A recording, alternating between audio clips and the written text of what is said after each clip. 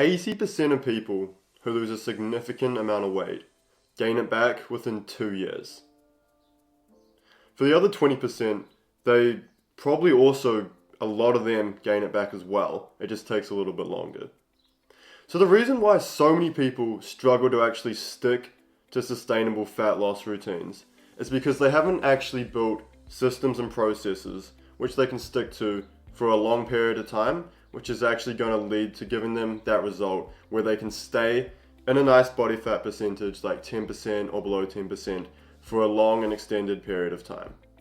So in this video, I'm going to teach you exactly how you can get below 10% body fat very easily without completely torturing yourself, without destroying your body, and also while just making it an enjoyable experience at the same time, so you don't end up crashing out and having that slingshot effect where you go back to where you were at the start.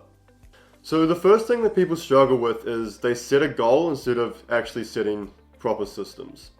So if you think about marathon runners, what happens a lot of the time is when they have that marathon to train for, they spend a ton of time training, they go through all the proper routines and preparation. But then after the marathon's over, they just end up putting on all that weight back they've lost, and they just end up crashing out again. You see this so often. They get ready for the race, they're losing a lot of weight, they're in good shape, but then afterward, their weight, they just put it all back on. This is the same thing with bodybuilders and bodybuilding shows. When they're training for the show, a lot of times they're getting really super lean, they're putting on muscle, but then after the show's over, a lot of them just kind of crash out with their diets, and then they end up putting on a ton of fat, and they actually look worse than when they actually started their bodybuilding journey. So the reason why this is because people get far too caught up on their goals instead of creating systems that you can actually stick to. So what happens when you do this is a lot of people just end up creating a process to lose fat where you're torturing yourself, where it's completely unenjoyable and it's just something that you know deep down that you can't stick to for a long period of time.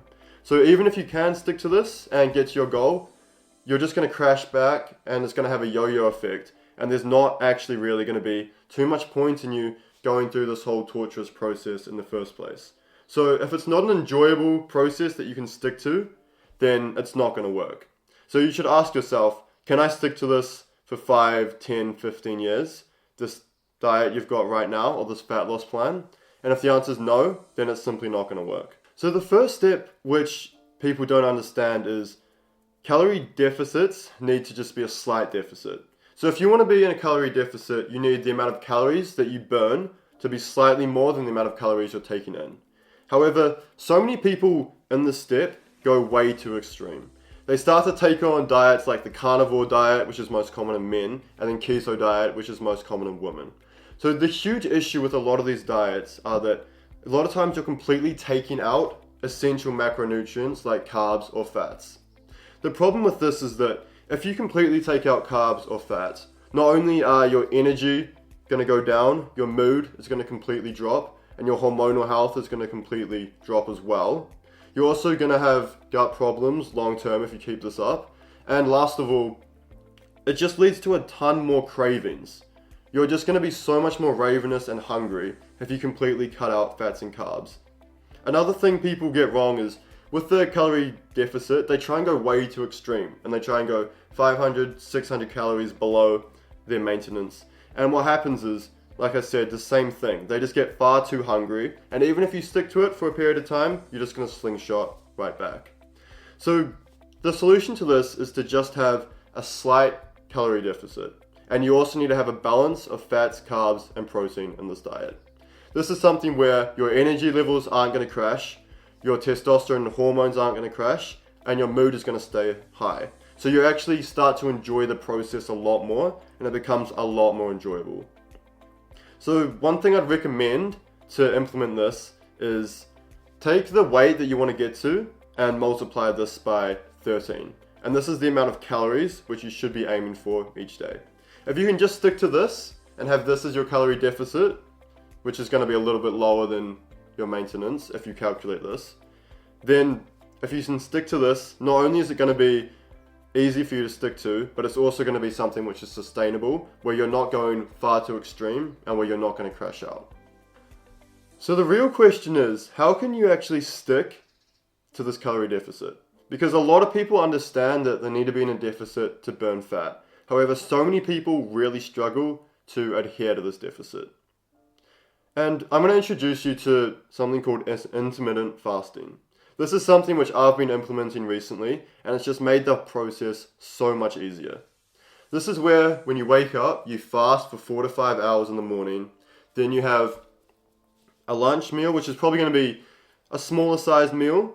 And then a few hours after that, when you have dinner, this is where you have a large meal. And then after dinner, you can have dessert or whatever. Now, the reason why this is so effective is because breakfast is actually, for so many people, the absolute worst meal of the day. So many people have breakfast which are like oatmeal, or cereal, which are just stuffed with sugar and just actually really slow your brain down, make you more lethargic. They spike your blood sugar, and they're just extremely unhealthy. So these are just excess calories which you can just cut out from your day completely. And fasting's actually been shown to have really positive impacts on your health. It's going to improve brain neuroplasticity, and it's also just had multiple benefits on your overall brain and health for your body as well. So try this out where you wake up in the morning and for the first 5 to 4 hours, you just don't eat anything. And you'll find that when you get hungry, you can offset this by just having black coffee. You can put some raw honey in the coffee as well, which is going to help fill you up a little bit more. But if you can just have black coffee in the morning, this is going to be really beneficial to kind of taper off some of those cravings to make sure you can stick to this diet. And the reason why intermittent fasting is so effective is because your brain starts to latch on to these periods in the day where you're allowed to eat.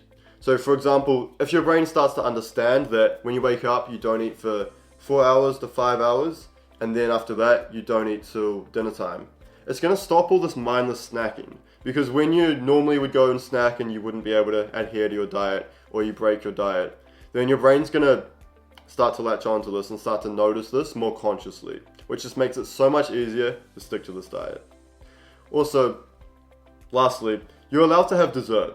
If you've had lunch and dinner and you've still got a couple hundred calories in a surplus, you're allowed, in a deficit, you're allowed to still have a small snack at the end. You can have chocolate. I normally have chocolate every night, or you can have a couple cookies. But as long as at the end of the day you're still in a slight deficit, it doesn't matter. And it's actually going to make it more sustainable and something you can enjoy and stick to long term. One other key point is to do with cardio. So many people get cardio wrong. They do cardio that's too intense, like zone 2, or they start running marathon trainings, or they just do heavy resistance training. So if you actually really want to burn fat quickly and also stay there and stay consistent, you need to be doing cardio that's more moderate, like walking. So walking is the only cardiovascular activity which creates a moderate amount of fat loss, which doesn't actually increase your cravings and your hunger. What happens when you do these extreme cardiovascular activities is your body needs replenishment afterwards because you've just worked and you've just burnt so many calories, which just leads to cravings and leads to more hunger, which is actually going to backfire and work against you. So this is why walking is a super effective tool.